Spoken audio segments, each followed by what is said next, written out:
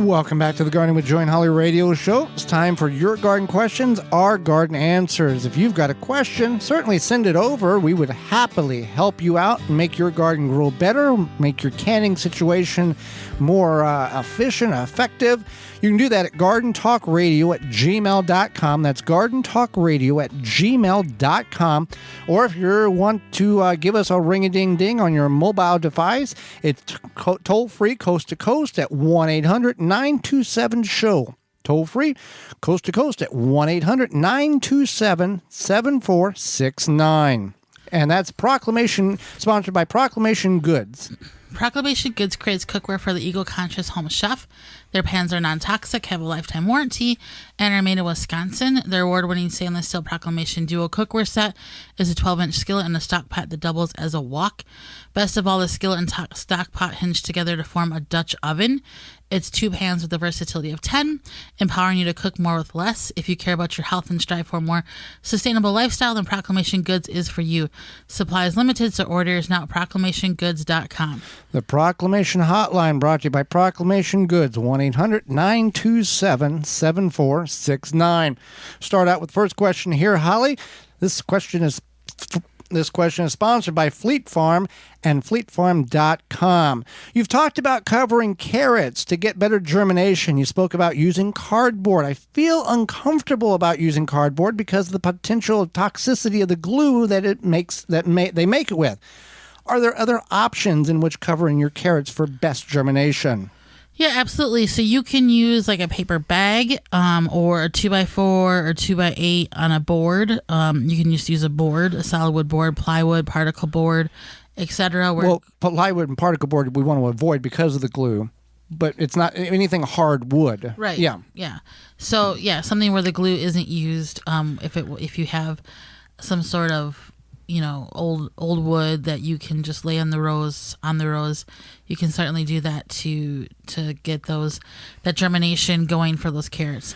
And what is that tip? Maybe for who's you want to cover your seeds at the time of planting. You want to plant them, water them in, and then cover them with that board, piece of cardboard or paper sack, and hold it down if it's a paper sack cardboard for about 14 to 21 days, which is the length of time in which germination takes for carrots.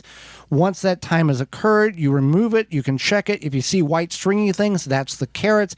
Remove the covering and let them be. Water them again, and they will whiten up, they'll green up. They'll start photosynthesizing, and you will have carrot germination of an increase of over 80% by doing this. Because the seed of the carrot is so tiny and you need very minimal soil coverage, that seed will dry out very quickly. And without good seed to moisture to soil contact, you don't have carrots. So this is a good time. Carrots take about 70 or so days, 70, 80 days to reach maturity.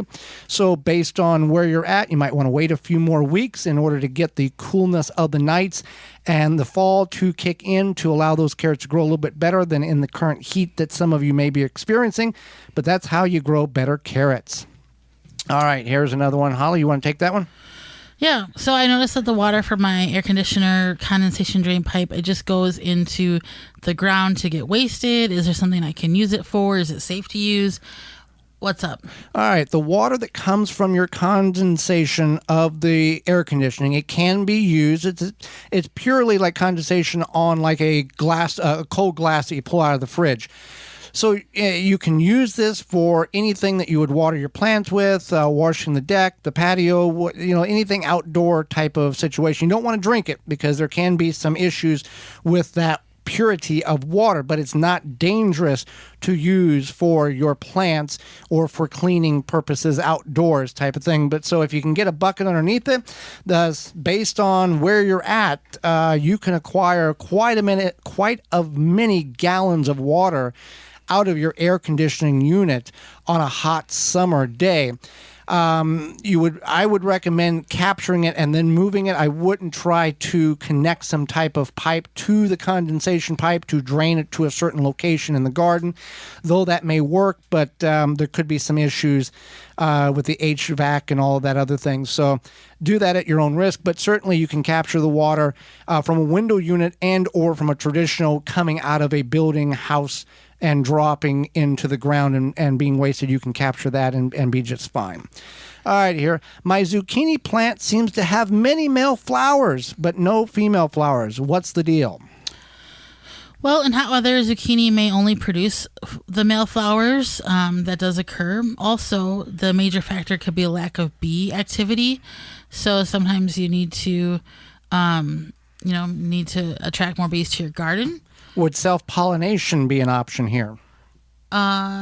Yes. Or stimulation for the plant in order to. So what you could do is when the zucchini plant puts out those male flowers, it's trying to get a feel for. Hey, am I going to have a chance for survival? Am I going to get pollinated? So if you take Can I reproduce? Can I make seeds to reproduce? Yeah. That's all zucchini. That's all any plant cares about. It's fit for survival. So it wants to be able to reproduce. And so what you're going to do is you're going to take your finger, touch the middle of each flower. Then the zucchini plant's going to know, hey, I'm getting stimulated, and then it's going to put out the equal amount of female flowers, and then hopefully you'll have some bees that will do their thing. Alrighty then, and that goes not just for zucchini. That can go for squashes across the board, pumpkin, even cucumbers, watermelon. The stimulation part and the heat can also affect variety of pollination plants. If it gets too hot, peppers and tomatoes and eggplants will drop their flowers because they're in survival mode, not reproductive mode. So if you are experiencing some of them triple-digit temperatures that some of the country is experiencing, and your plants just don't seem like they're doing anything, that's because they're not. They are just surviving. Be sure you water them when the temperatures come down a little bit. Keep the moisture to the soil. Add a little mulch, and they will come back if you have enough time left in the season. What is the best thing you can do with some used coffee grounds, Holly? Well, aside from composting them, you can compost them.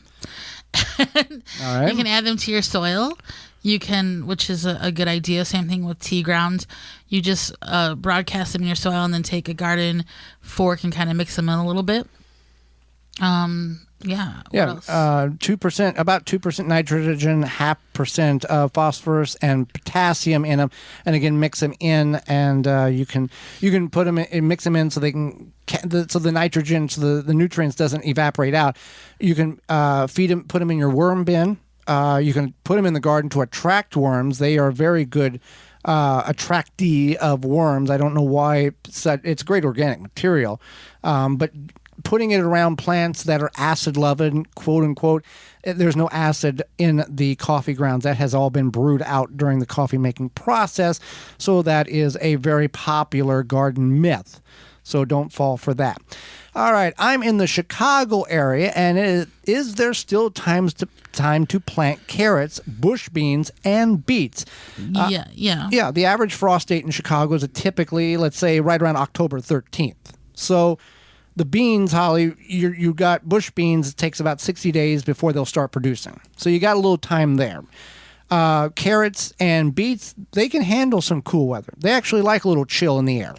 Yeah, we've done late season beets, and that's definitely worked out. You would want to get them in the ground as soon as possible, but it is something that can happen. Yeah, beets take 67 days, 72 days.